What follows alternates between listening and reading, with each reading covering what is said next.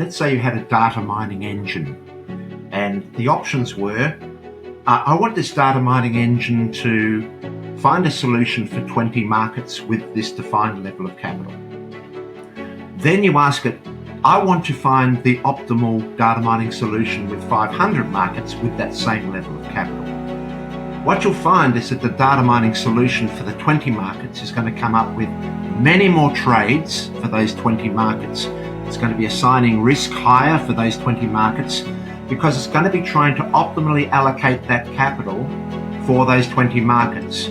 But it will be an overfit solution. It's going to be using every opportunity to allocate that capital because it's working over a much restricted regime. It's forced to try and act in suboptimal conditions. It's encouraging overtrading. Welcome to the Algorithmic Advantage. We're here to expand the toolkit of the quant trading community and introduce investors to the many advantages of systematic trading. Our goal is to educate and inspire as we embark on a captivating journey into the vast knowledge and experience of leading portfolio managers and other experts in the field. We hope you enjoy the show, and if you do, please subscribe, leave us a review, or even buy us a coffee via the link on the algorithmicadvantage.com. We really appreciate it.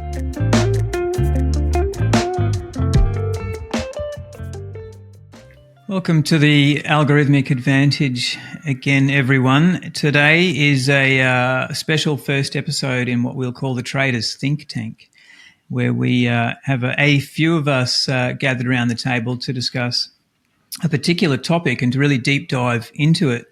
And so joining me today is Moritz Siebert and Jerry Parker. How you guys doing?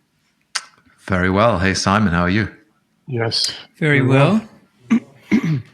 Of course, I got Rich Brennan. I'm Simon Mansell, and we're looking forward to discussing a popular topic in trend following, which is really, do we trade more markets or less? We wanted to get together to discuss the diversification in a bit more detail based on several recent conversations and discussions that we've all had. And I want to just make sure we're really framing this so that we can consider the context and make our comments relevant to those who might trade different markets, not just futures, for example, who might trade different styles, but that we really drill into the philosophy behind our understanding of diversification. I know that when you guys get together, obviously the focus is really in futures trading, and I want to just do some talking throughout this show about how some of these principles would apply no matter what one's trading or what it means to be trading with futures and what are the advantages of trading with futures. Of course, with futures, they're very leveraged products. We also have access to a lot of markets through the futures world. So I think those things are key assumptions in what we get into. And part of that, of course, is requiring a certain amount of capital to be able to trade futures appropriately. So I want to touch on that. Obviously, we all want to get the highest risk-adjusted returns possible, and so what I want to make sure is that while we chat about what is institutional best practice, that we're also commenting on how the newer or the smaller managers and retail traders can implement some of these best practices in their own trading. A couple of questions that I want to get through, I'll kind of mention up front just to set the stage of where we're heading. And they are things like understanding what the math and the logic is behind why more markets, it's always better to trade more markets than less, if that's the case being made here. Does that apply to all trading styles? The common question that might come up would be, isn't there a dilution that's going to kick in at some point if we have to have capital on the ready to always allocate to any new additional market? Like, can this go on ad infinitum? Another question would be that how does diversification across markets compare to strategy and time frame or system diversification? So creating different return streams with different systems, how does that play into that? Can system diversification compensate for market diversification? And then I'd like to understand a little bit more around precisely what role does the capital size and access to leverage play in all of this. So more questions later, but quite a lengthy intro from myself to really set the stage. Welcome again, everyone. Welcome, Rich, of course. It's always interesting getting three continents, time zones united for us to speak. So it's quite a broad range of times we're all in at the moment. So with that introduction, can I get you perhaps to set the stage and the context for us about what we want to get into today in deep diving diversification? Yeah, I'll try, Simon. It's going to be a lot. When I look back over the topics in various podcasts over the past 2-3 years, we started speaking about should we be trading long-term or short-term or medium-term?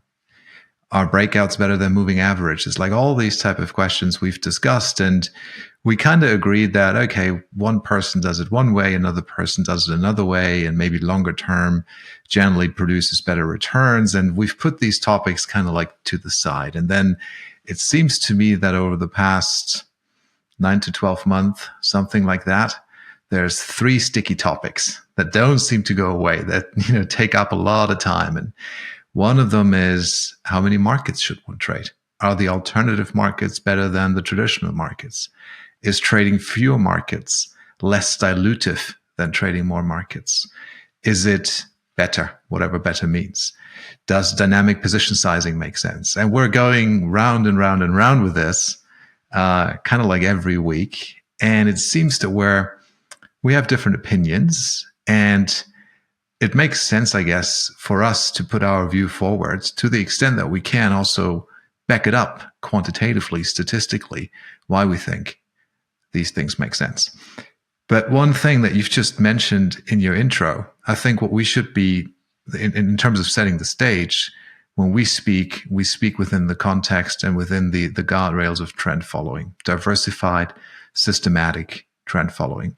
And I say that because you said, does it make sense for all styles? And you might think of, say, a trader such as Pierre Andurand, who's an oil trader. He only trades oil.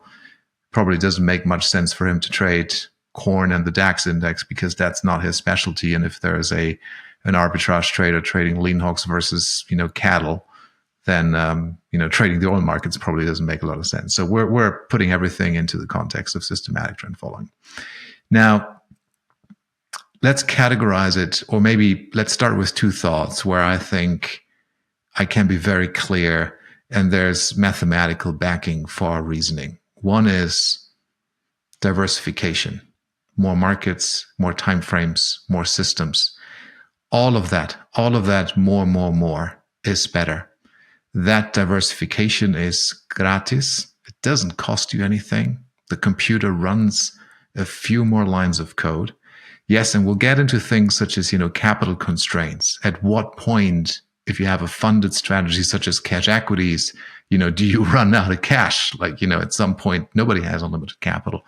But statistically speaking, the more you diversify, the less luck plays a role, the wider you cast your net, the more opportunities you have to catch an outlier, the greater your risk-adjusted returns, the greater your sample size, all of that. And all of that can only be a positive. So I'm very fixed in that opinion to say that, yes, more markets, more systems, more time frames, all of that diversification is an improvement. And if you're not using it, then you're essentially giving something away that is otherwise there for you to take for free. So let's just say that you have this massively diversified portfolio. You're continuously looking to add markets to the portfolio, improve your performance and your risk-adjusted returns by trading more markets and stacking these return streams essentially on top of each other with imperfect correlation. And then some people critique that by saying, well, you now have the risk of diluting your returns. You're diluting away, you're weakening these massive performers if and when they happen. And one example, very timely as cocoa. If you imagine a portfolio that, say, trades 20 markets or a smaller number of markets and cocoa happens to be in it, then with all likelihood, we can get into some position sizing details later on, but with all likelihood, the role of cocoa in that portfolio is going to be larger than the role of cocoa in a portfolio of 400 markets. And then as an observer, as a bystanding observer, you view this performance as outstanding. Like, this trader has nailed it. Clearly, this is better than these alternative guys or these other traders who trade more markets because, one is generating plus 50% year to date and the other one's only plus 5 or plus 10 or whatever the case may be. But this is short-sighted. This is kind of like you living in the moment of now and only looking at the most recent history. Like, this is the cocoa effect. But when you look back, say, 10 years, and you look at this period where trend following has kind of like drifted, it hasn't made a lot of money. It's been this more like a range boundy environment in terms of our own performance.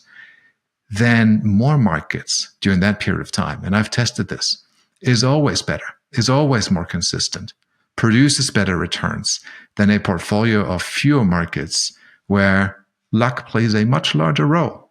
If you don't have the cocoa in there, you may go for 10 years and it doesn't look good. You see that point? And so this is, when you think about dilution, yes, potentially it dilutes these massive performers. However, it also dilutes the many losing trades and some of the losing, or, we don't usually have very large losing trades, but we do have losing trades and givebacks. It's also dilutive to the givebacks, which is great, right? So you have this greater consistency. And then again, and then I'll stop and let you guys talk, the opposite of dilution is concentration. And concentration is just not a concept that is suitable to our way of trading. It is also reducing the protectiveness of your approach, if you will. Most investors don't even realize how much protection they need in their portfolios and how risky the markets can possibly be, because it is so easy for all of us to look at the screen or at the newspaper or a web page, look at the NASDAQ index, I'm just using that as an example, and say, oh, well, that's the NASDAQ index. I can obviously just buy an ETF and track that index, and it has this amazing performance with probably a Sharpe ratio of 1. What you easily forget is that the NASDAQ had something like a 90% drawdown. Yes, it's 20 years in the past, right?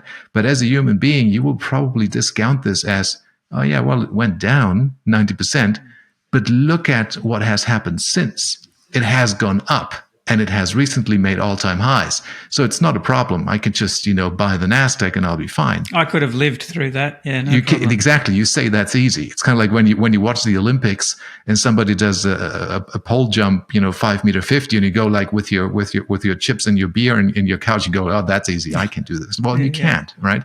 And the thing is, when something is down 90%, this is the ensemble theory. Like, you look at the NASDAQ, this is the ensemble, but you are one element of this. And your odds of being able to follow the NASDAQ at that point in time and make it through that trough and back out the other end, I'd say is very close to zero, unless you forget about your investment.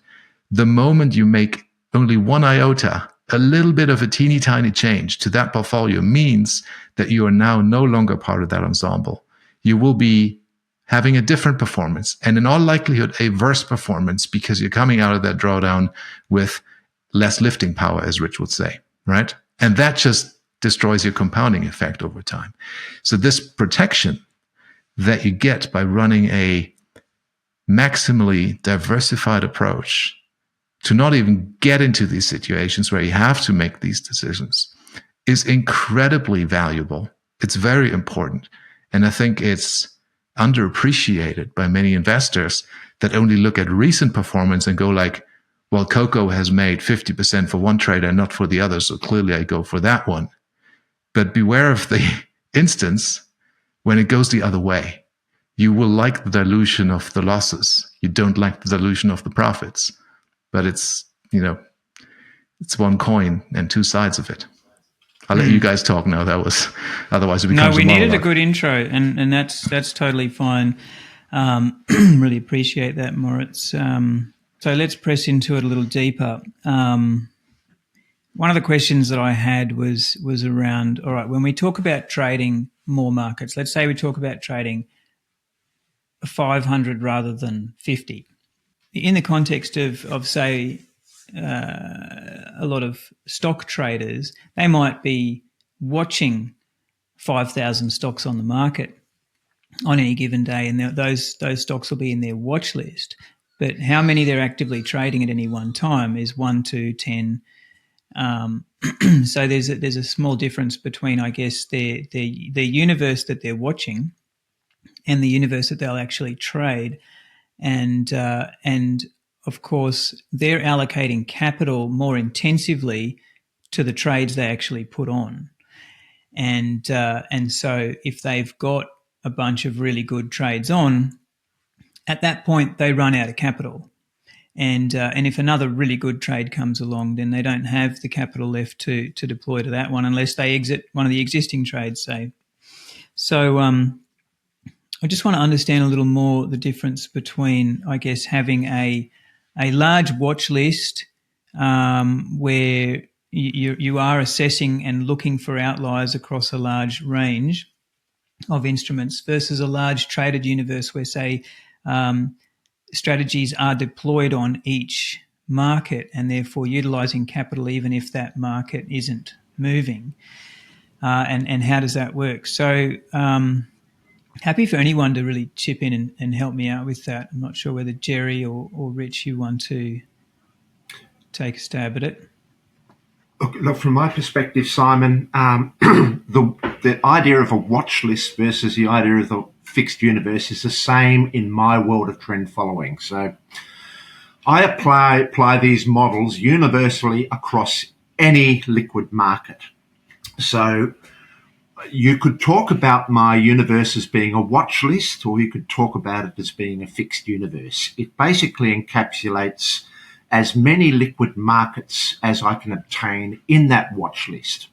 So if you can understand that the key problem with this diversification debate lies in the fact, I believe, that we are targeting these opportunities called outliers, which are non-linear anomalies in the market data, whereas most other traders are targeting what I call the bulk of the distribution of returns.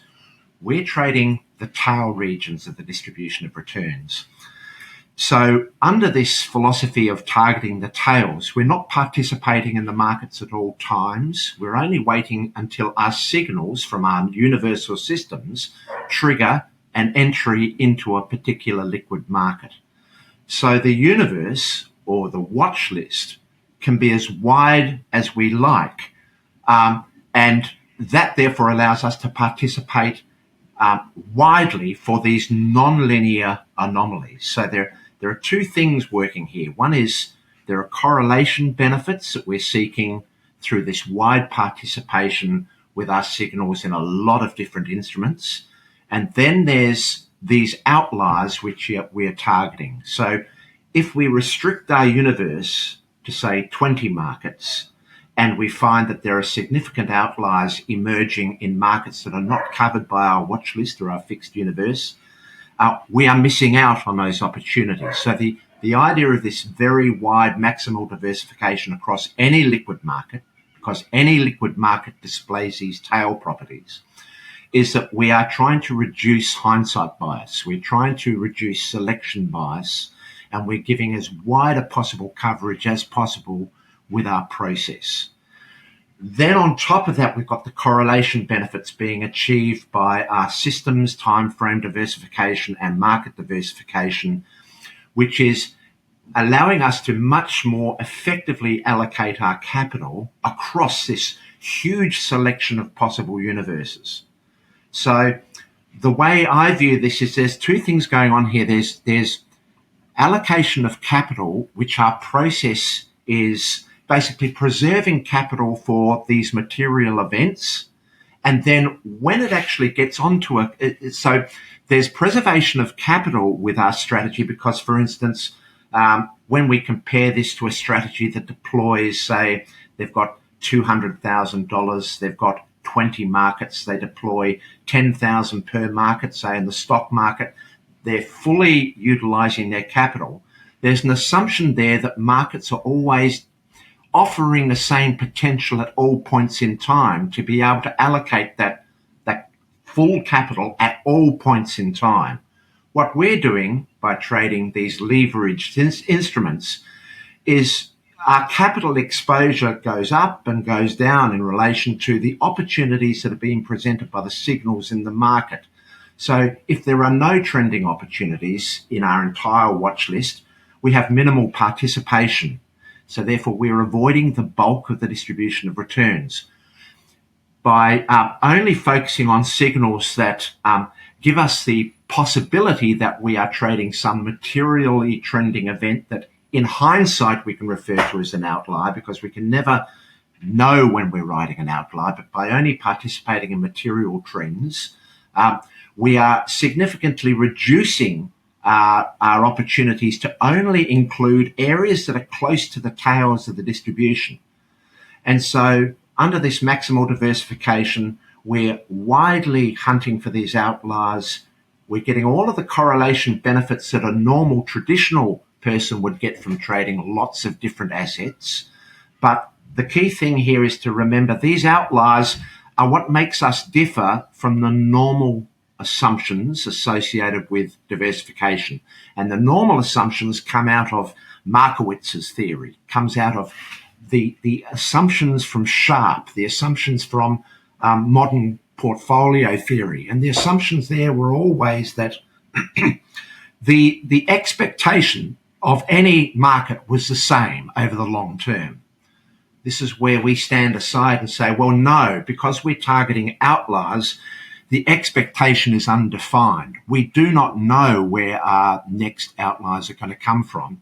And our expectations are incredibly lumpy and unpredictable. They will not distribute under a normal distribution. Because we're only targeting the tails, if we draw samples from those tails and we start plotting the distribution, we're not going to get a normal distribution at a particular limit or threshold. So under modern portfolio theory, their assumption is if I am drawing from a distribution that approximates a normal distribution, central limit theorem tells me that there is a maximum level of diversification at which there is no further benefit added. Based on the assumptions that every market has the same expectation, based on the assumption that opportunities are normally distributed throughout the entire distribution. That's not the case for us trend followers, where things are very lumpy. And if you take samples from our distribution, it more approximates a Cauchy distribution than a normal distribution. And when you look at a Cauchy distribution, which is a pathological distribution with many different means and many different standard deviations, there is no optimal threshold of diversification. And we see this in the markets with their non-stationary nature. We see that in certain more chaotic markets, more diversification is better than less diversification.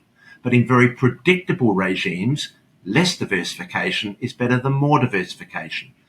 Because there is this non-stationarity in performance, there is no optimal level.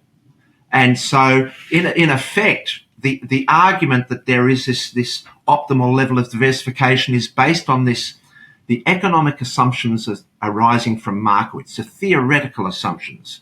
This is different to the real world and the fact that these tail properties do exist and they're much more frequent than what a normal distribution implies. So under Markowitz's model, we found that there was only one benefit really being achieved from diversification, and that was the risk adjusting it was doing in terms of improving the risk profile, the standard deviation dispersion of the portfolio to get to this efficient frontier. There was no actual improvement in compound annual growth rate. But In our tail distributions, we find that under maximal diversification, we do get an improvement in CAGR, or compound annual growth rate, in addition to the improvements in traditional portfolio theory associated with the correlation benefits. After Jerry talks, I'll show you a few diagrams that demonstrate that. But over to you, Jerry. What do you think? Wow. Well, I'm going to forget Simon's question, and I've already forgotten it. So I think that the last question anyway, and you're welcome to chime in on anything, but I guess the last question is just is getting the answer to that question around dilution. And if you're trading an almost infinite number of markets and one of them happens to be cocoa or Bitcoin, if you're only trading an infinitesimally small amount of your capital in that market, are you even moving the needle? So isn't it dilutive to trade more markets rather than less? That's a really good one. We hear that a lot.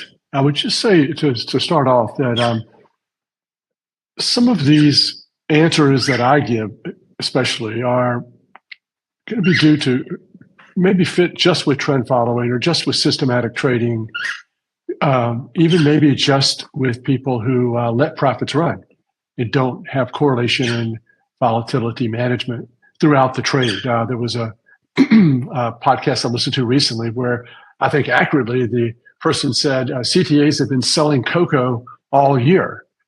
So people may say, what? How is this possible? Well, this is scale back and scaled up based upon volatility and correlation. So I don't do that. I let the profits truly run. I have my same cocoa position on. I have two cocos, New York and London, and I haven't cut them back at all. So I think some of my answers, definitely might be suited more towards trend following and letting profits run unabated and or even systematic trading.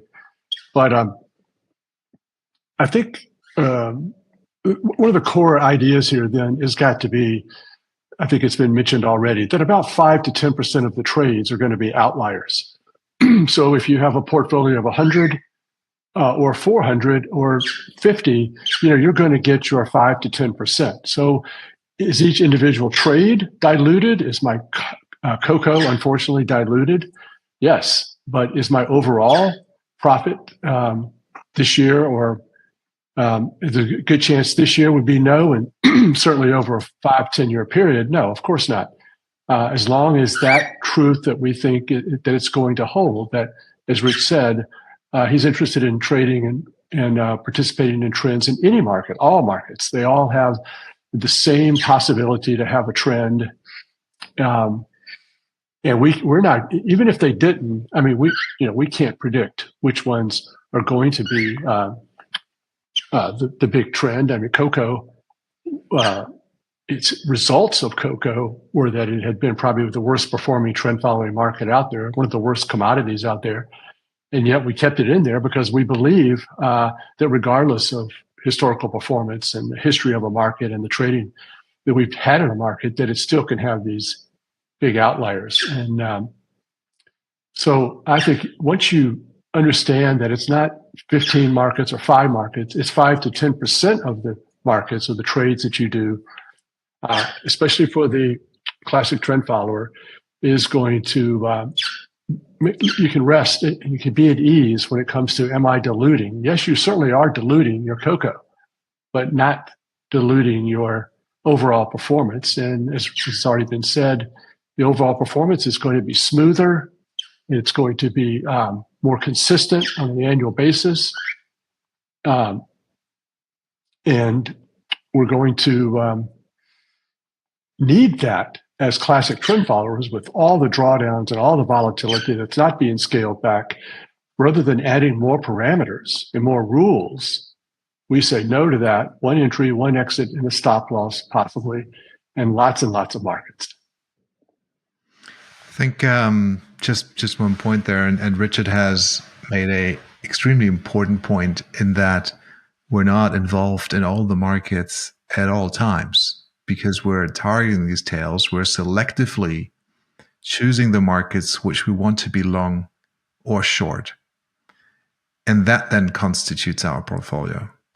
So I haven't been, for example, in lumber for a long time, lumber futures, and I recently got short lumber futures. So the signal or the system is indicating at that moment in time that now is a good time to get short lumber, because maybe it's going into that tail region where fireworks may happen that nobody can forecast. But lumber hasn't been part of the portfolio for a while. Now, another thing that Jerry just mentioned, and that is also important to understand, and I think it's where we're forgetting this, in all of these markets that we trade, the many, many, many different ones that we've seen trends and anomalies and tail events everywhere. Interest rates went negative. The Swiss franc decoupled. WTI, the May contract 2020, goes negative. All the while, the Brent futures contract doesn't go negative because one is physically delivered in Cushing, Oklahoma, and there wasn't enough storage, and the other one is offshore. So even though you have two markets which are even closely related, like kind of tied to the hip, goes to show that occasionally they decouple, and therefore it does make sense to trade both. You may adjust your risk weighting because, they are consistently positively correlated, but it just goes to show that one can have a tail event while the other one doesn't. Lumber went crazy during the pandemic. Orange juice was one of the best trades last year. We're still seeing massive trades in coffee. It's not just cocoa. We've seen the equity markets. We spoke about the NASDAQ rally massively, the tech bubble. Every one of these markets has had these moves. Silver has had massive moves.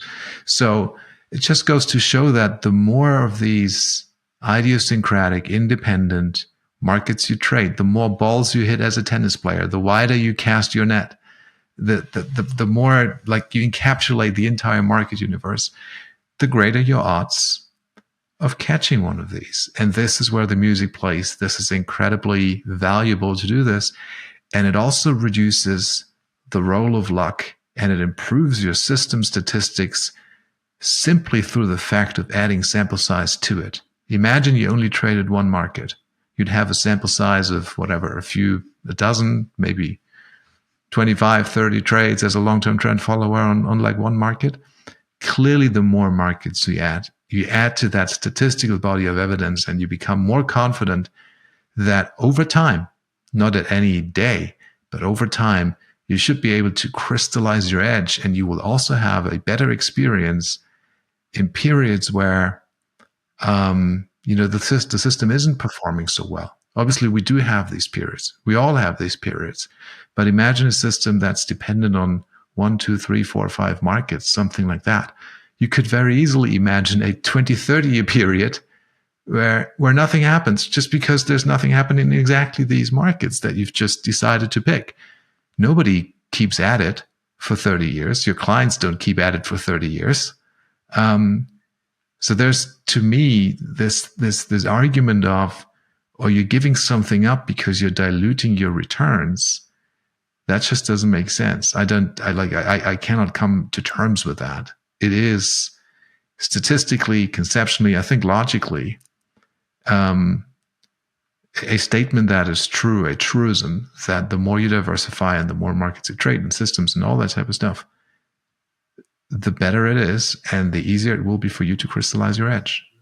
Jerry said something prior to the show that I think encapsulates that so well, where he said adding more markets is always better than adding more parameters or more heat or dynamic position sizing. And he said what idea or system could make more money than the cocoa trend? And I think that's the point you're making, that there's not many. It's a lot easier to trade a great trend and to be on board in a great outlier than design a whole system. It's pretty humbling. It's pretty humbling when you sit there and spend a lot of time doing back testing and research and talk about how great your system is, and then it comes down to the fact: how much cocoa were you long? Did you have any? Did you have a normal amount? And then you sit back and say, yeah, I guess I do owe these markets my entire wealth and my entire career. No, I did follow the trends. I was, let's say, systematic. I did follow my rules, or maybe I didn't as much, but really at the end of the day, it is so important not to leave a market out. There is no such thing as taking a subset of an asset class and saying that it's collectively exhaustive. Cocoa won't have it. It said, no, you can keep me out of the soft. You can take sugar and coffee if you want, but I'm not going to put up with that. I'm going to have one of the greatest trends of all time, having never showed that I've ever had much of a trend before. So this is the problem. These idiosyncratic moves happen. And as Moritz said, it's so much worse than you could ever imagine. It's heating oil and crude, 1980, crude heating oil doubles, silver and gold in 1987. It's not just, and then London coffee is the one that's really moving now. And the other two coffees, Brazil and New York, are just sort of getting going. So it's not that two markets are kind of correlated. It's the same market that can have this idiosyncratic move that looks a lot different than than the two markets that are supposed to be related to it. Something I'd like to raise here, Simon, is that the assumption when people are listening to us is that our capital is vastly distributed across this huge universe, but the actual use of that capital it changes continuously. So, for instance, we've got 100% of our capital representing cash, and then maybe 15% of that might be allocated to current signals in play across our diversified portfolio, with maybe 80% still sitting in cash. Now, whilst we have this very wide diversification exposure, what we find, because we trade multiple systems, multiple time frames, multiple systems, etc., for a particular market, we might be very broadly diversified as far as which signal we're prepared to take, but it doesn't necessarily mean we're taking all of those signals at this time. At this moment in time, we might be only allocated in 30 of a watch list of 500 markets at this point in time. And when one of those markets is materially trending, you will find that there's increased concentration of our signals and our trading effort in that one market. So whilst we're very diversified, we can become very concentrated towards those that are meeting our signals. So we're allocating capital continuously over time in accordance with our signals, not in accordance with a prediction. This is what our backtest has told us works the best. So all we're doing is, on a hands-off basis, we're using the signals generated from our backtest to tell us how committed in terms of capital allocation we'll be at any point in time on any particular market. But we have this very broad diversification. So yes, we are very diversified, but yes, we can become very concentrated on a market. So cocoa, for instance, is something that we might have been trading with many systems over the past 2 years. But when the trend initially started, there was only small participation bias. But as the trends have sort of increased and the signals have increased, we might have found that additional systems are now coming into play. Jerry's got 4 systems, Moritz has got multiple systems, I've got multiple systems, so that by the time it's significantly materially trending, we've actually got a high concentrated bet on that one market, which is different to all of the other markets. We've got equal bets that aren't trending. So we have equal bets to basically put our finger in the market and test the water when the signal comes in play. But when these material trends get more and more significant, you'll find that we do concentrate on those bets. So our view is that there is no uniform distribution of price behavior at all points in time. It waxes and wanes. We get clusters of time where trending opportunities are significant. Other times markets are pretty stable.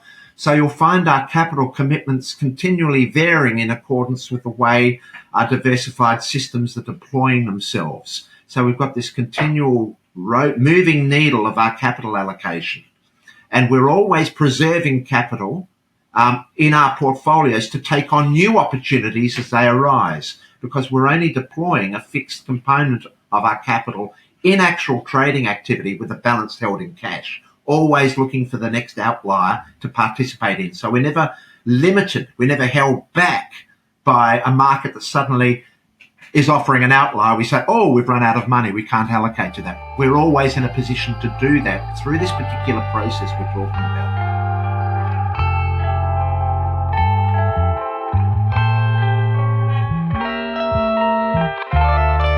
Yeah, okay, so there is a philosophical limit to holding cash on the side for the next outlier, because if we get 100 outliers, then we run out of money. And so at some point still we're doing a back test that says on average we get this percentage of outliers, and so we allocate our capital accordingly, I would imagine. So the question is this, just to go deeper into that. If someone does have a watch list or a trading universe of 20 contracts versus someone who's got 400, to compare apples with apples, surely they're trading with different parameter sets and different calibrations. So what would be the difference, say, in the kinds of strategies that are constructed by a manager trading 20 contracts, 20 markets versus someone trading 400? Because the answer must rely somewhere around the sort of the material nature of the trend that each are chasing. Is that fair to say?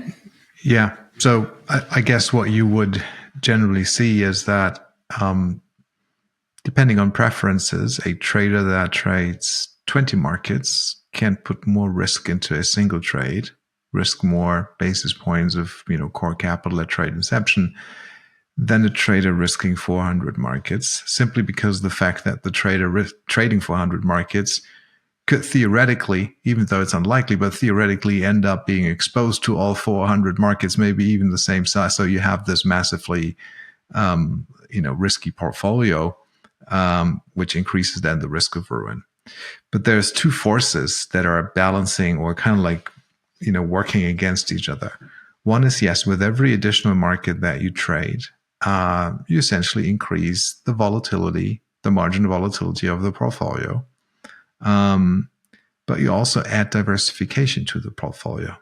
So even though you will probably start risking a little bit less, a few basis points less on each trade for every market that you add, there's kind of like a counter effect that allows you to increase that risk again a little bit because of the fact that you now have a more diversified portfolio, and the probabilities change towards a scenario in which you will usually have counterbalancing positions on long and short. So this, you have these two forces, but yes, the first one, I guess, is more important. You cannot just, trade 1,000 markets and risk 50 basis points trading 1,000 markets. You will blow up your portfolio. You can trade 10 markets and risk 50 basis points on that, and you wouldn't blow up. But you would still, by trading more markets, get the correlation benefit and improve the risk-adjusted return and get more outlier exposure into all these different tails that you are now potentially focusing on through a system. That the end result, and this is like, I've tested this, and I guess Richard and Jerry have as well, there's no two ways about this. I mean, the data is crystal clear on this. More markets makes better returns for the same level of volatility or risk. Interestingly, Simon, if, for instance, let's say you had a data mining engine, and the options were, I want this data mining engine to find a solution for 20 markets with this defined level of capital. Then you ask it, I want to find the optimal data mining solution with 500 markets with that same level of capital. What you'll find is that the data mining solution for the 20 markets is going to come up with many more trades for those 20 markets. It's going to be assigning risk higher for those 20 markets because it's going to be trying to optimally allocate that capital for those 20 markets. But it will be an overfit solution. It's going to be using every opportunity to allocate that capital because it's working over a much restricted regime. It's forced to try and act in it's suboptimal encouraging conditions. overtrading. So when you're dealing with a solution over 500 markets, it's only going to be much more, only selecting material changes, things that are much more readily observable, much less overfit, much more universal patterns. So what you find is that the process of data mining, when you're using a defined short universe versus a maximum universe, is that with a maximum universe, it's going to, for a trend follower who's looking for signals for maximal impact, in other words, maximal profit per risk expended, it's going to be narrowing the focus of the outputs towards the tail regions of that distribution, because that's where the maximum opportunities are. You've got to be in the right direction, of course, but that's where the maximum opportunities are. With the smaller selection of 20, it's going to push you to the bulk of the distribution, where all of the opportunities are being addressed, the particular nature of the individual markets are being addressed, the differences between one market and another market are being addressed.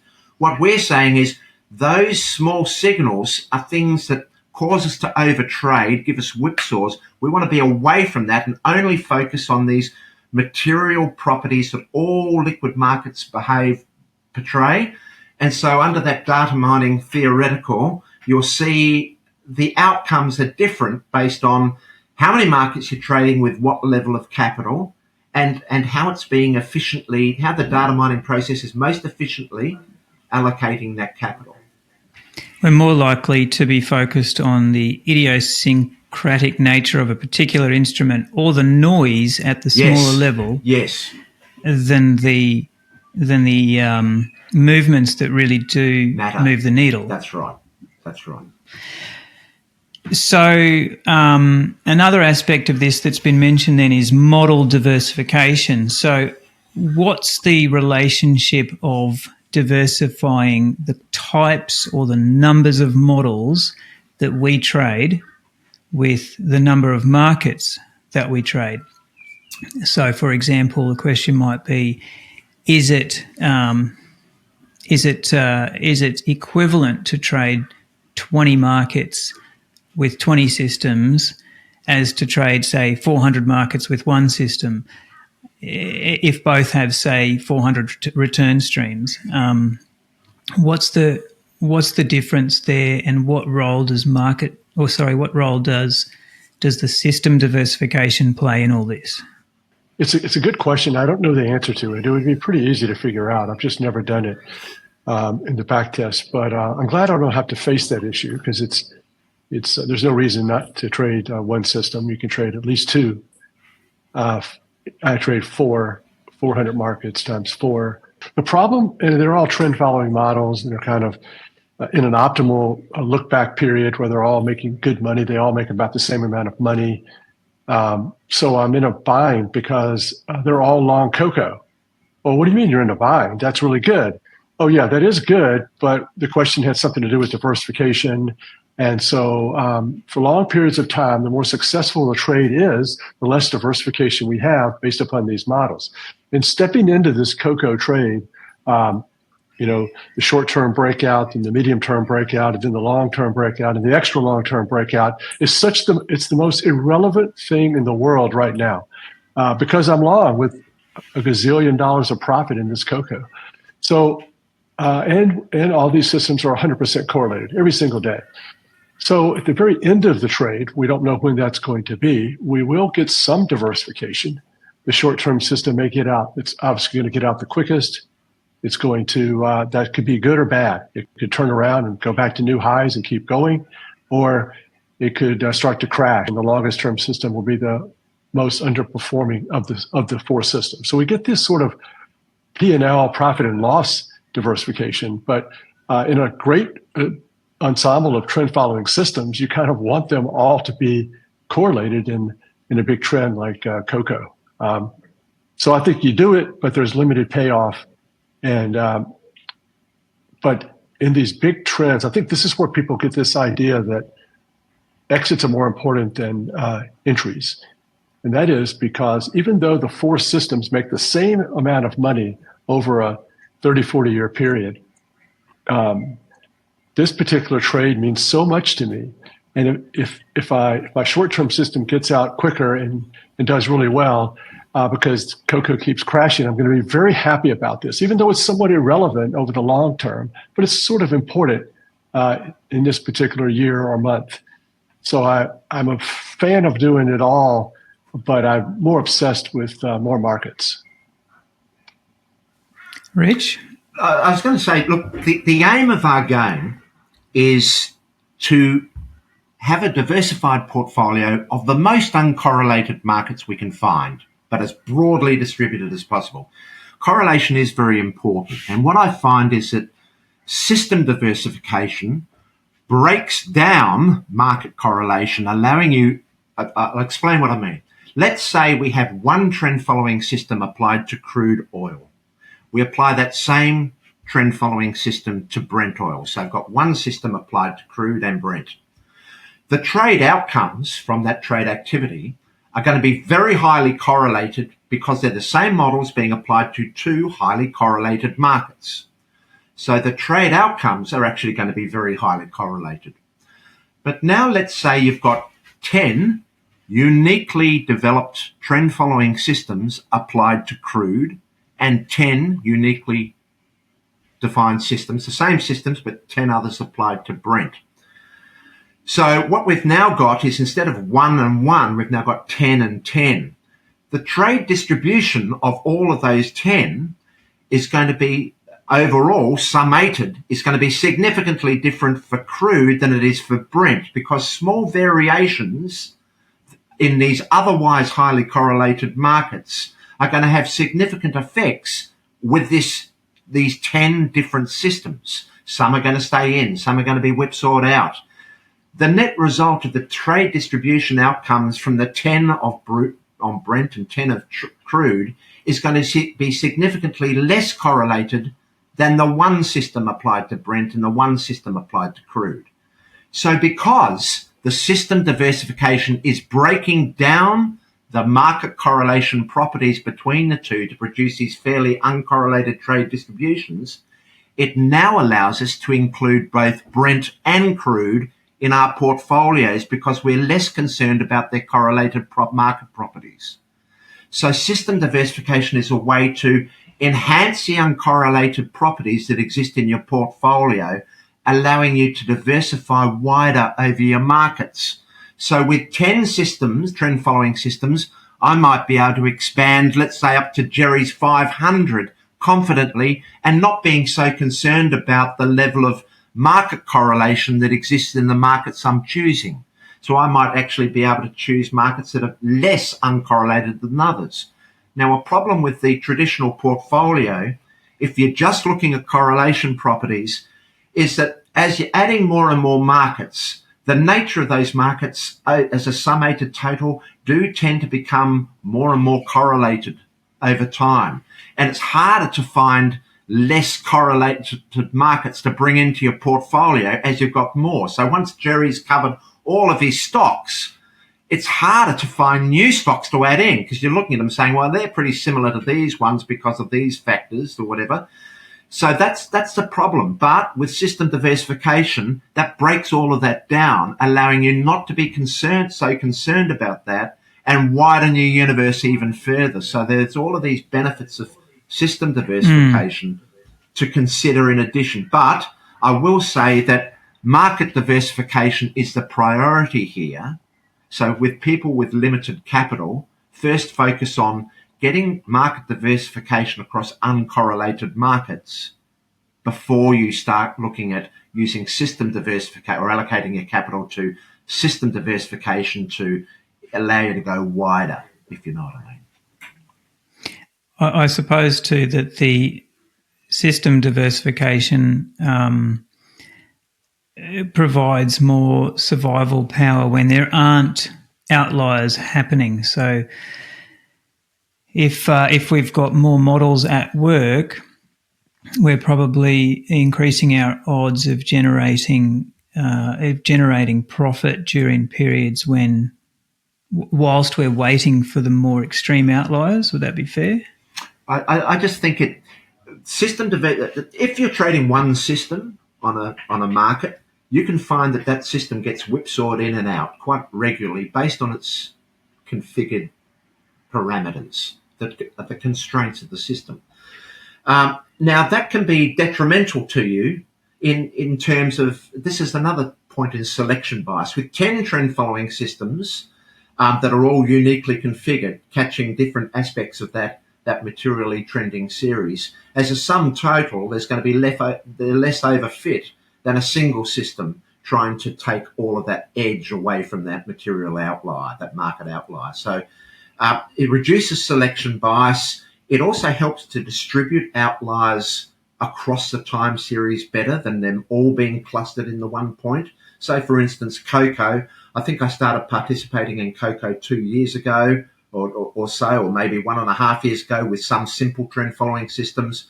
But as time goes on, more and more systems come into play, and it's distributing the outlier impact across the time series as opposed to clustering them. So what that does is you get more lifting power, and also you get less volatility drag because you're reducing that volatility from the clustering and spreading it more diffusely across your time series. Moritz, do you have anything to add on that? I do agree with that. Look, the first order for me is markets, because that is actually easy to do. When you look at sunflower seeds and the correlation of sunflower seeds to natural gas, you'll see it all over the place. It is long-term uncorrelated. You can look at that over various different time frames. There could be periods where sunflower seeds and natural gas are positively correlated, and sometimes they're negatively correlated, but logically these two markets are unrelated to one another. And the only thing you need is the time series, and you calculate the log returns and you calculate the correlation, or whatever type of dependency measure you want to mathematically use. But you'll find that, these two markets are unrelated to one another. And so adding these markets, more of them to the portfolio, that's step one. That's very clear, and everybody can do that.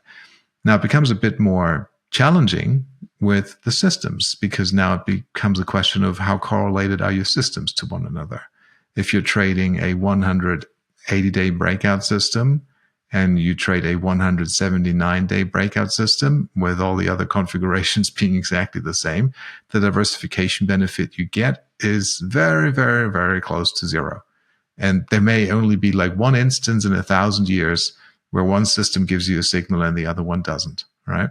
So clearly combining these two systems doesn't give you a lot of advantage. Now, the challenge for the researcher and the trader is within the trend following context. So we stay in this. We're not talking mean reversion systems and doing other things that are completely outside our boundaries. But within our resilient frameworks of following trends, cutting losing trades short, letting winners run, there is only that much that you can really do and stay robust. All right.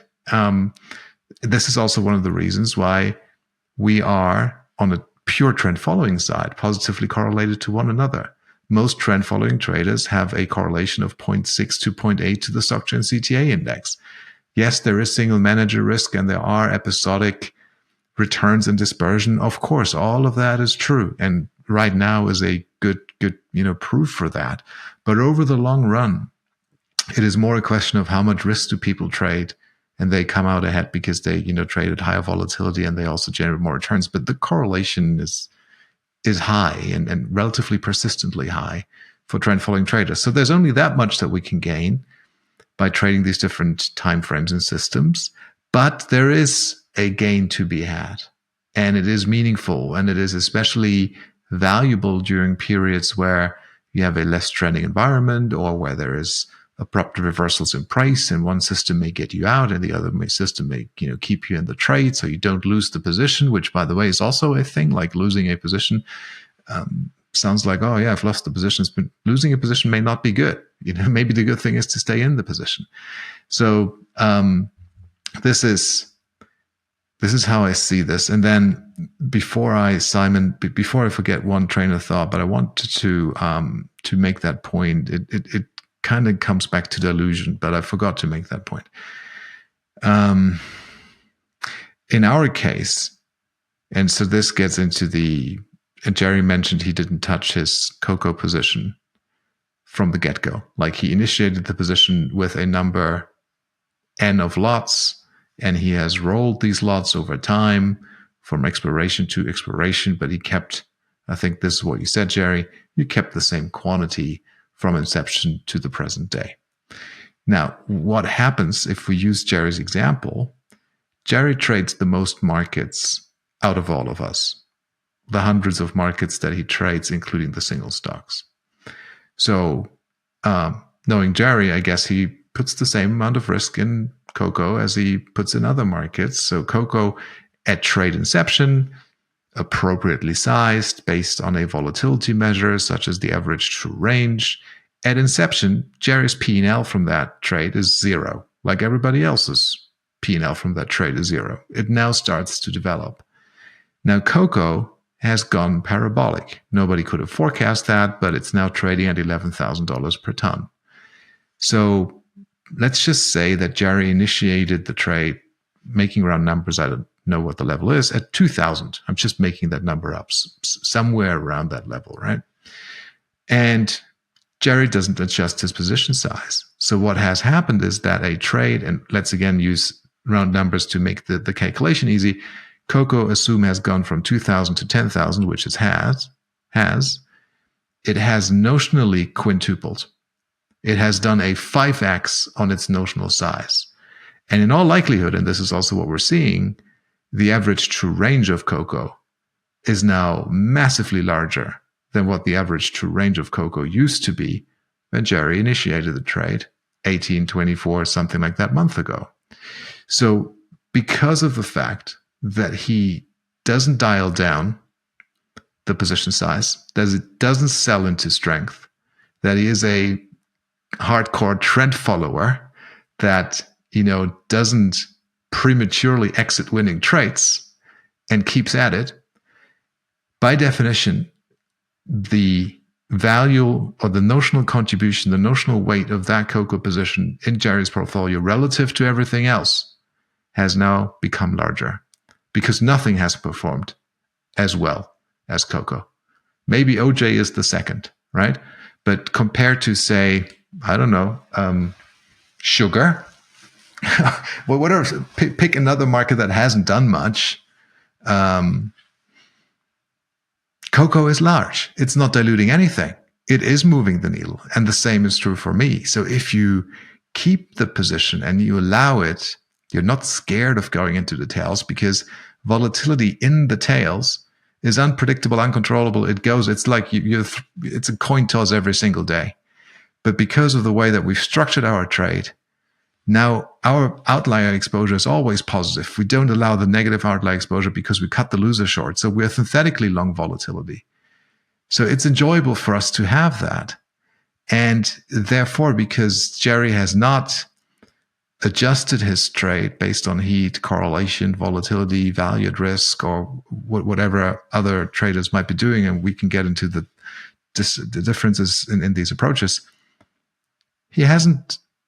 I don't think that there is a dilutive effect in his portfolio. It would only be dilutive relative to a trader that traded exactly Jerry's style, no dynamic position sizing, and had 20 markets or like a smaller set of markets, right? And goes like, okay, yes, then the effect of cocoa in that portfolio is even larger. But most trend following traders these days who don't live in our classic camp would have executed a adjustment trade along the way. And that is dilutive too, because you're now reducing the position size. It has finally gone into this massively tailed scenario where everything is parabolic, and you end up being long one contract.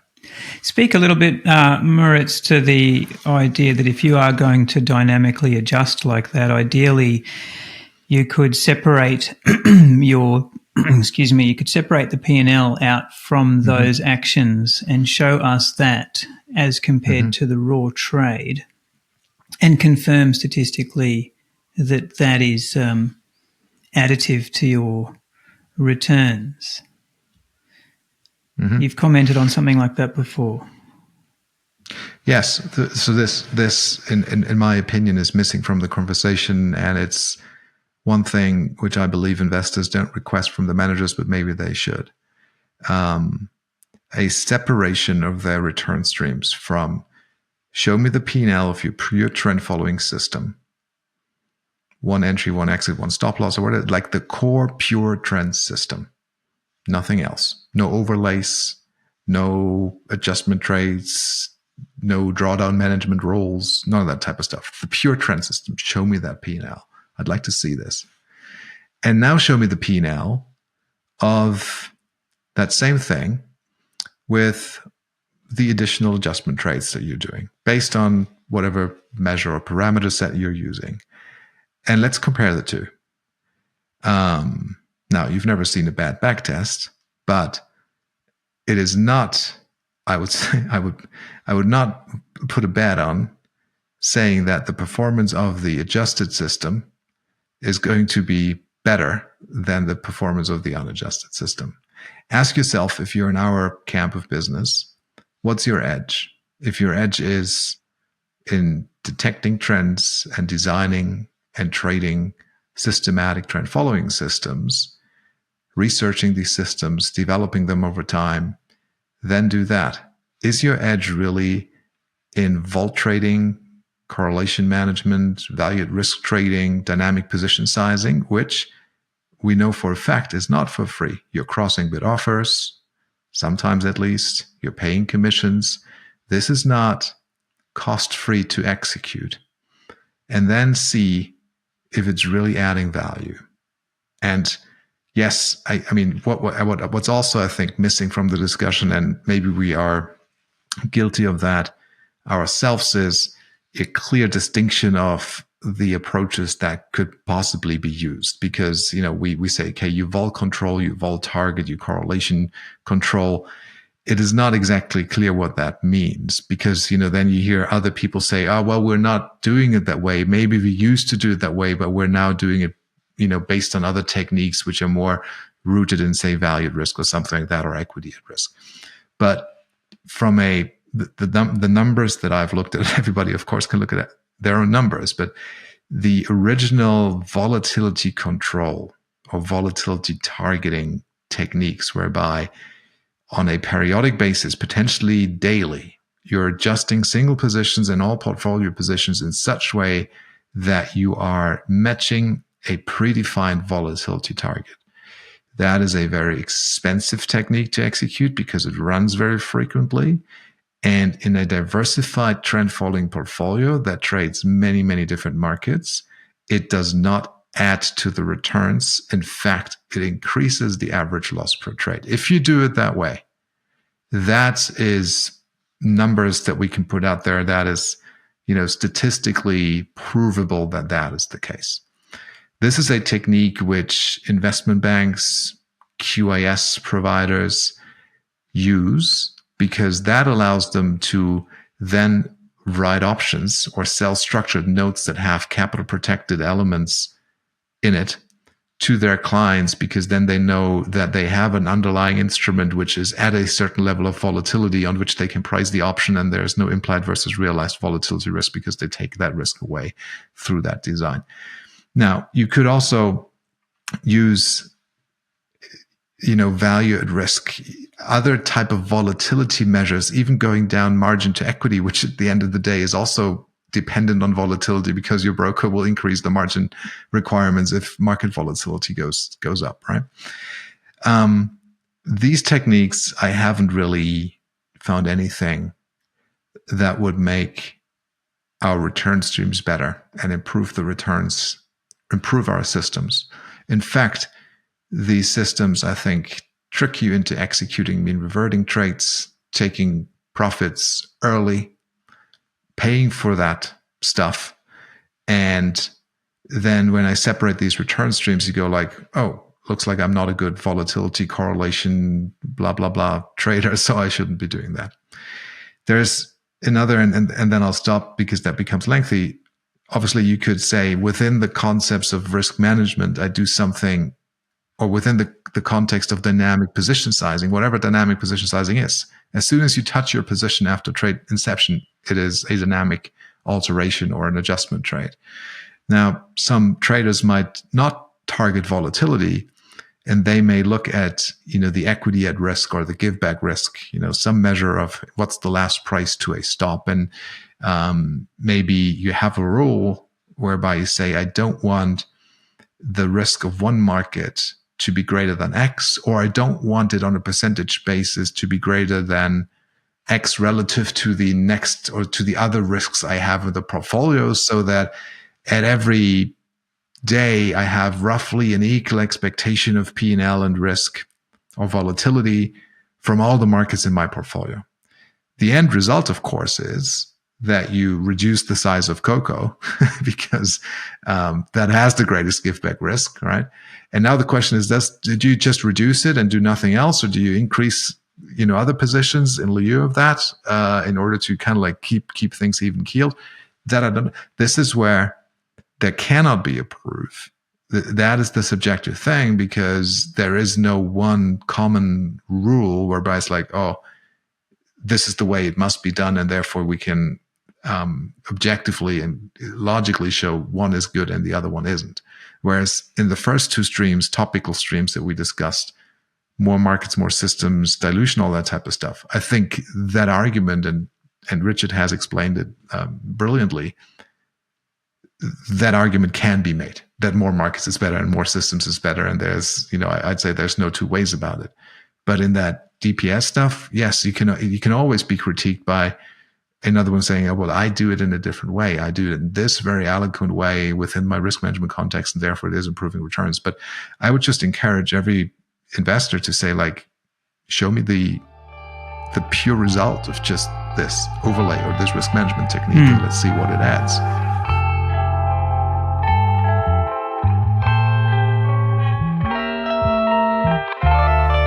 So I just want to bring a couple of things here together. Maybe I can direct this to Jerry first, because he trades stocks, and that is that if we are using model diversification as well as trying to trade a very broad universe, obviously CTAs are commodity trading advisors, and the history there that I think gets left unclarified to the new person is obviously that they are futures traders, and futures traders have access to a very broad number of markets, including commodities, that a stock trader doesn't necessarily have.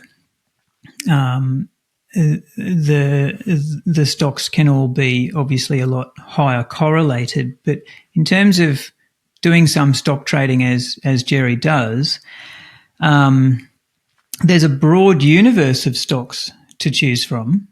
So there's lots of contracts. I don't know if we'll call them markets. And then with model diversification, as Rich has said, we can undo some of that correlation. So to what extent can we legitimately say, right, well, all of this that we're talking about can apply to trading a 5,000 stock universe? And to what extent do we have to say, well, the truth is stocks are very highly correlated, and that's why we don't just trade stocks, because in one sense we consider them all the same market. So, Jerry, you trade stocks as well as futures, so you bring them all together. Do you treat the stocks differently with some understanding that they're more correlated, or is that not part of the equation? I don't. No, I don't, and I don't really think that they're more correlated necessarily. Look, I think there's definitely periods where they're the least correlated of all the other sectors. I've only traded currencies, commodities, stocks, and bonds. I've never traded one of those alone, or never traded stocks only. So I think there's been recent periods where the bonds were all correlated in 2022. Great for us, because we made a lot of money shorting the bonds. They were all correlated. We were short every one of them. Now there's a little bit going on now where they're trying to decide if we're going to go higher or lower. But if we go lower, if we still go lower in the bonds that we've seen recently, we're going to get Europe's going to follow.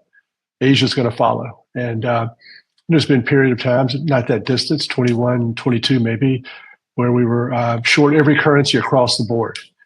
So there are going to be periods where stocks are going to be more or less correlated. Certainly, you see stocks correlated on a daily basis. Like this past 5 days or so has been where most of the stocks are down almost every day, but not too much different than you could see in those other two sectors I mentioned, and maybe even the commodities sometimes.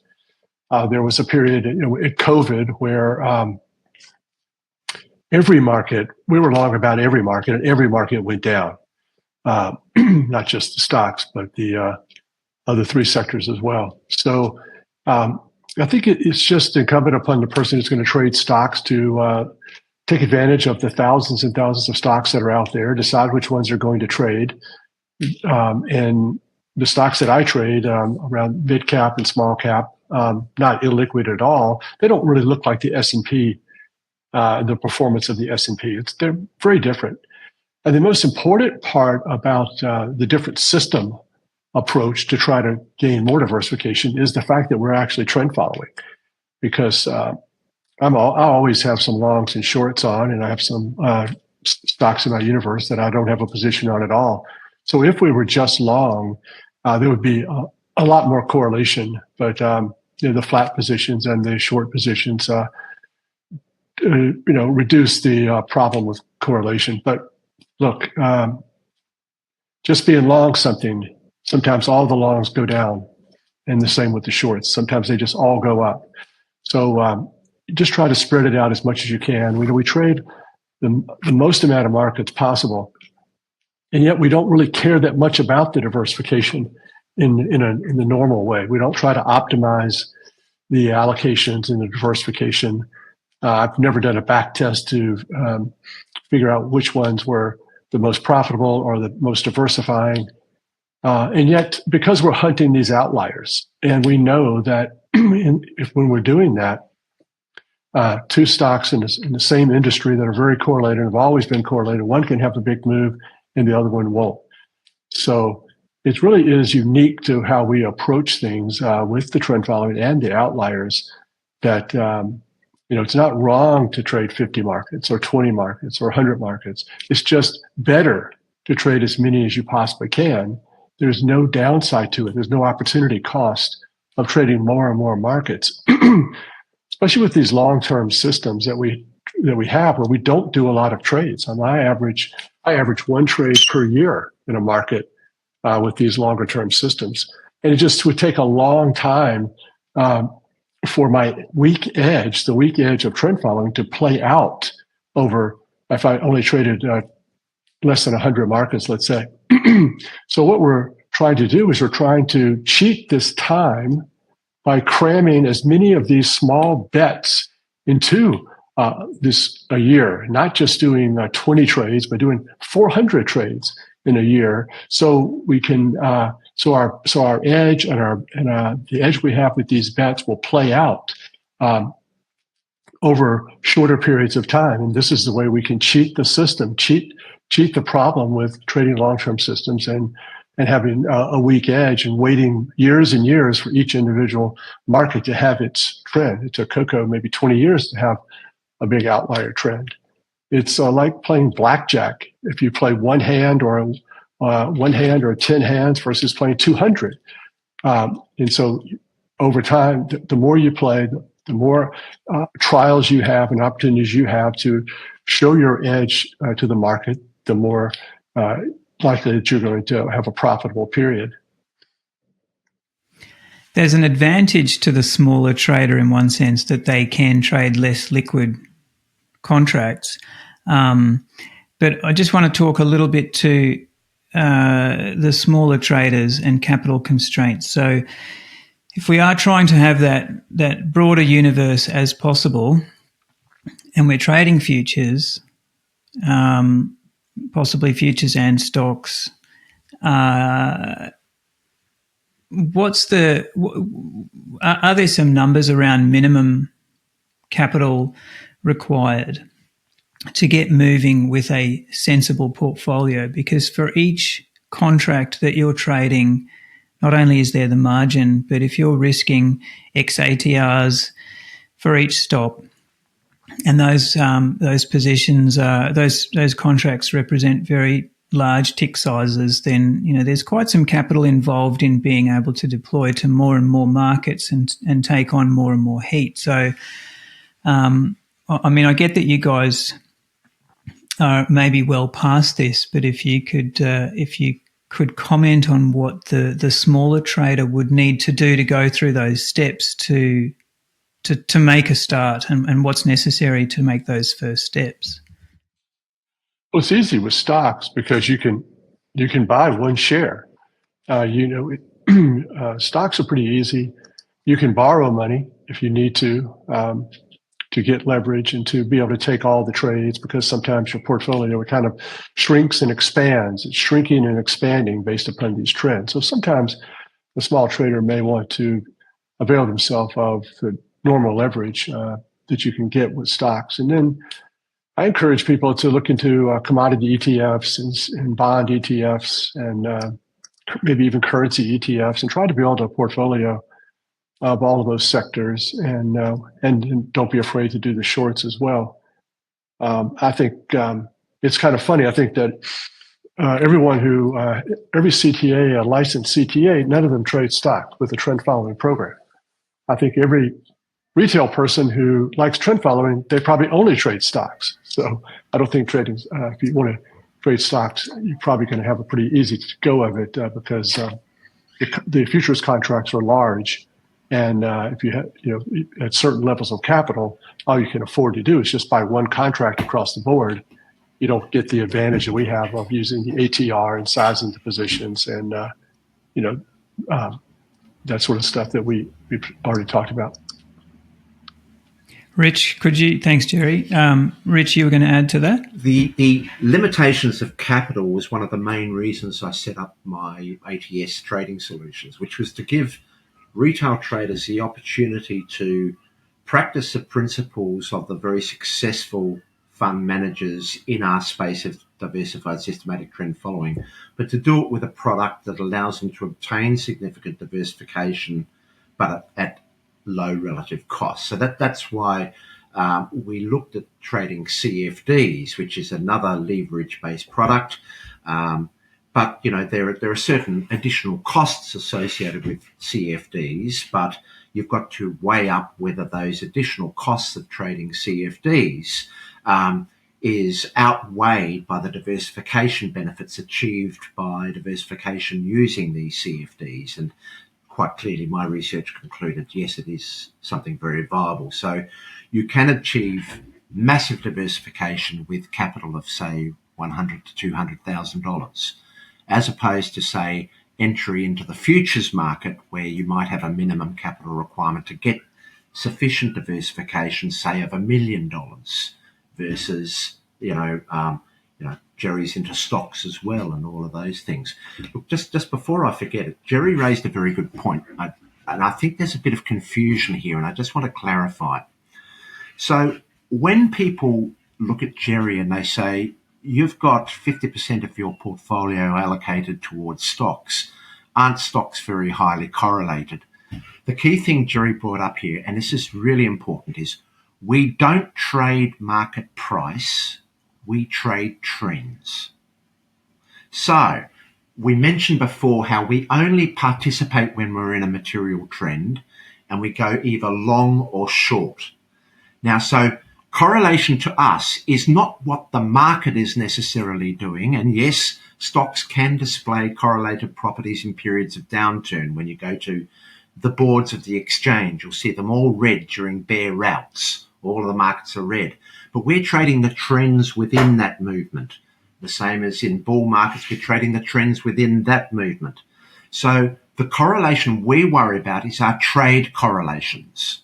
And because we're trading trends and not the market data, that's a different story. They might not be the same levels of correlation between our trade outcomes and our market data. So when people say to Jerry, that seems highly correlated, investing so much in equities. They're thinking in terms of buying and holding those assets, like a buy and hold. They're always in the market at all times. And yes, they are very highly correlated. But we're trading trends. We're not in the market at all times. We're only participating in material trends, and we're going both long and short. So our outcomes are totally different to what people's perception of what highly correlated means, if you understand where I'm coming from. I think you'd be surprised at how little they are correlated. Once you get past the Magnificent Seven, there's a whole world out there that people don't know anything about. Yeah, I agree. So you can't have it both ways. You can't have 7 stocks running the market and then thinking the other 5,000 are just like it. There's some shockingly high level of diversification that you get from the stocks.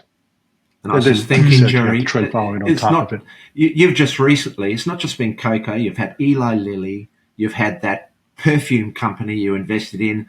They've offered these outstanding outliers, but they're all in the stock market, those other two. So Jerry's had this wide exposure of outliers across his portfolio. It hasn't just been isolated to cocoa because he's restricted into the futures space of a few markets within the futures space, and it might be cocoa. So this is where that opportunity arises.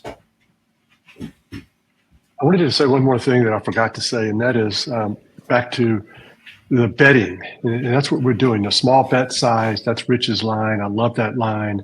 You have these idiosyncratic crashes, the Swiss franc. We're going to have one in cocoa more than likely. And so I'm going to be, on one hand, historically, when I traded 50 markets, cocoa, I wouldn't be able to sleep at night because of cocoa. Now, it's cocoa. I can let the profits run. What's it going to do to me? I'm waiting for 39 other outliers, and they're pretty inconsequential, each one of them, but added together, it should, give me a 15 or 20% profit on average. But okay, so here's what happens. If you could trade 1,000 markets, you have this profitable system, this positive edge, just as if you're gambling at a blackjack.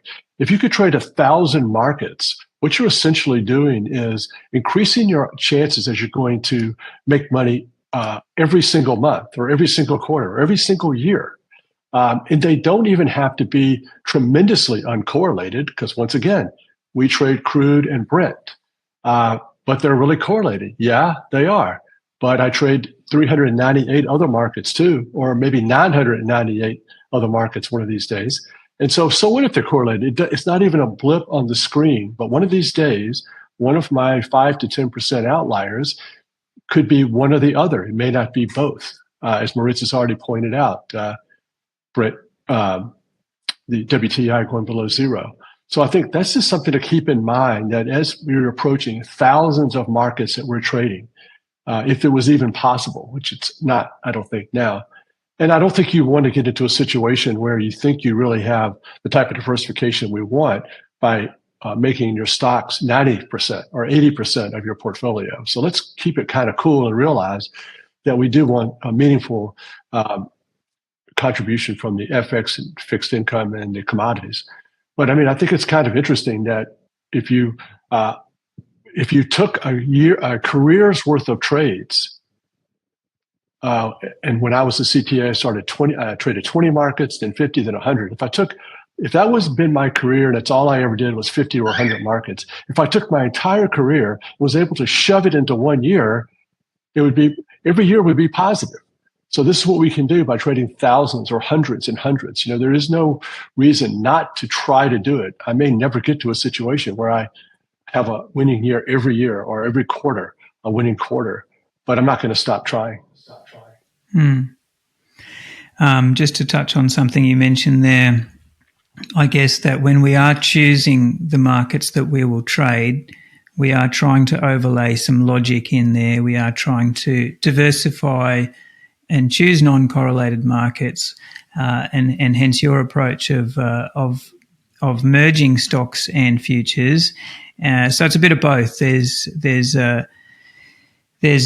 an aspect to which by the time we've built our models, we're not concerned so much with correlation, but at the same time we are being logical about trying to spread the net over as many markets and as many models as we can. I mean, there are 2 free lunches that we want to eat as much as possible of, I suppose. If there were 1,000 commodities or 5,000 commodities to choose from, that would be 50% of my portfolio. So stocks get a big dose of the portfolio risk budget because they deserve it. If they didn't deserve it, then I wouldn't do it. I would just maybe do 25% each sector. But there's a lot going on in this world, and a lot going on in these stocks. And yes, it is true. In COVID, they all went down, but so did bonds and currencies. They all went down. And then sometimes when you have bad periods and crisis and big crashes, all my stocks are going to be down. More than likely, I'm going to be short some as well. So it really is a beautiful thing to watch. And to now, Floor and Court trades 500 markets, and they don't trade any stocks. Okay, that's probably better. I'm jealous. I wish I could do that. There's many different ways of doing it, and maybe one of these days I'll be in China trading Chinese commodities. And he loves to talk about the Turkish interest rates. Yeah, maybe I'll do that as well. But right now, I'm stuck with the stocks, and we'll see future performance. We'll see how it works out for both firms. As we start to wrap up, because we've been going for an hour and a half or so, Rich, could we come back to you? Could you possibly share your screen and show some of those charts that you said you had? Yeah. And just talk a little more to the statistical basis behind what we're sharing here. No worries, Simon. It sort of gives a good way to sort of get towards the conclusion, displaying what we're talking about. So can you see that distribution plot there, that scatter plot? This is a scatter plot produced from my backtesting over 23 years across, in this example, we're looking at 55 different markets with 10 trend following systems. Now, the important thing to understand here is applying 10 trend following systems to 55 markets gives a possible universe of 550 different return streams. So we've talked about how we're looking for these uncorrelated return streams to bundle together into a portfolio. There are 2 ways we can look at that. Remember, each individual return stream is the result of a system being applied to a particular market.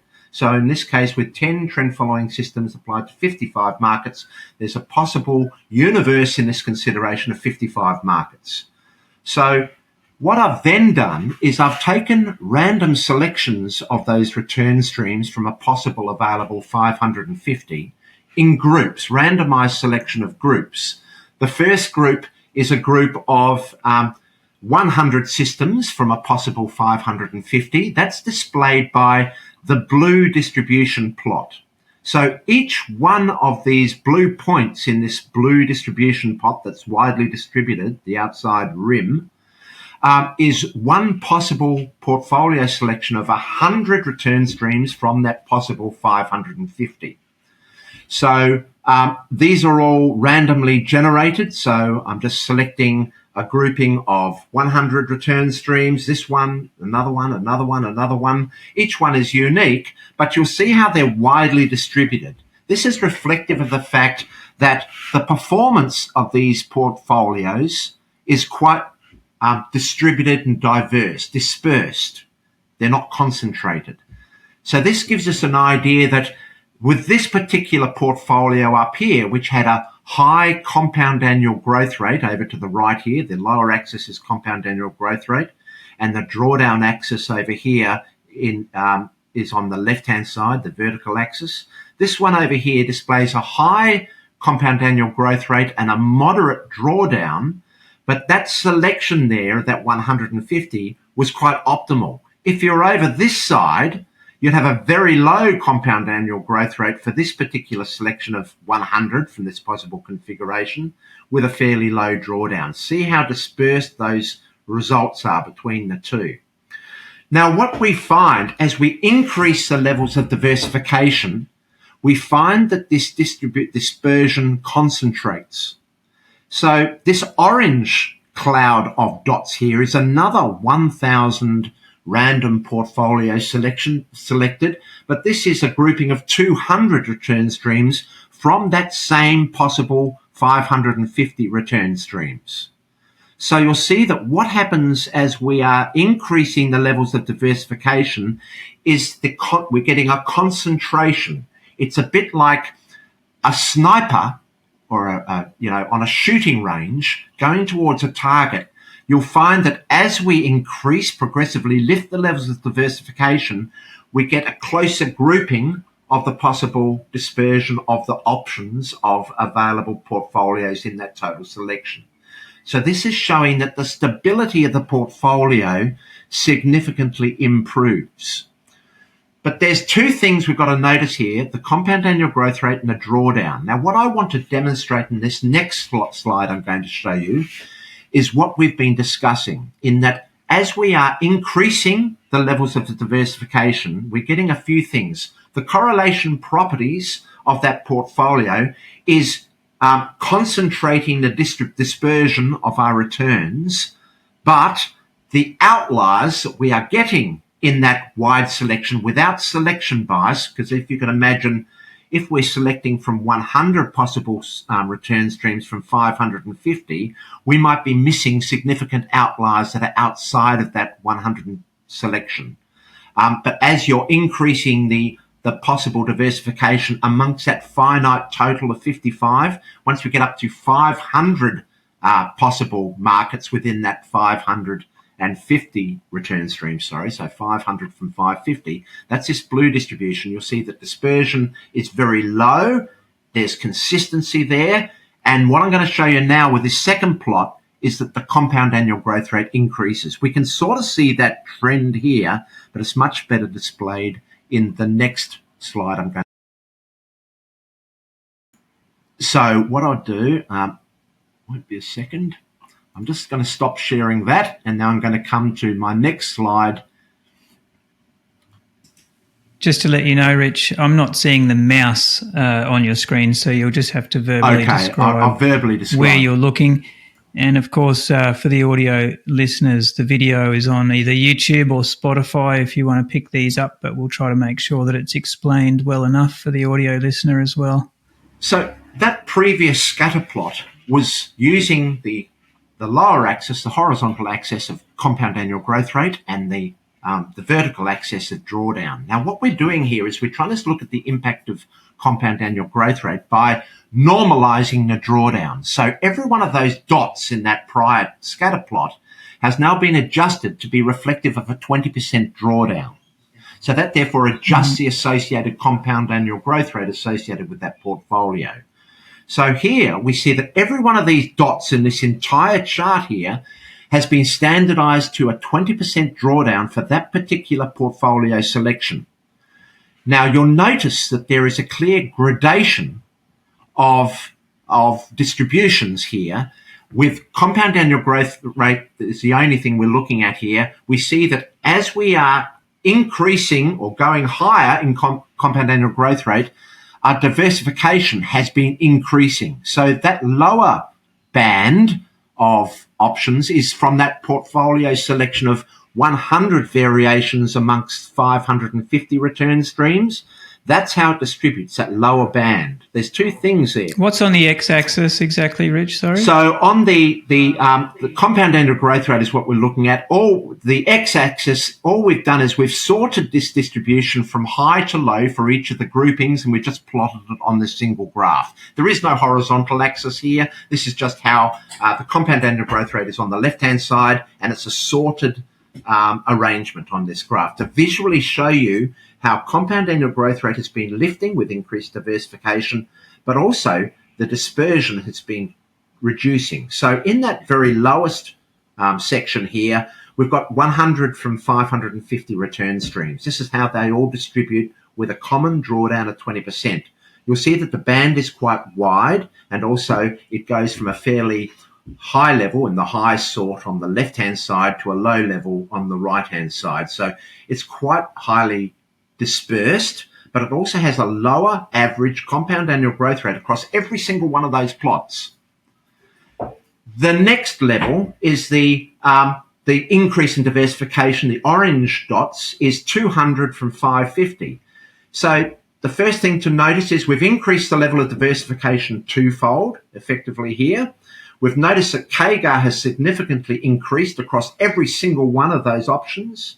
And also we notice that it's hard to visually see here, but you'll slowly see as we progress up to the top that the distribution is actually reducing. It's becoming more stable as we're increasing. So as the very top line, that blue line at the top, is the highest level of diversification we deployed of 500 return streams from 550 return streams. Highest compound annual growth rate. This is what we're saying.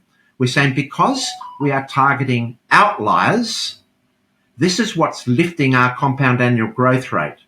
But also the impact of the dispersion is a function of the correlation properties in that portfolio, which is reducing the dispersion of the groupings.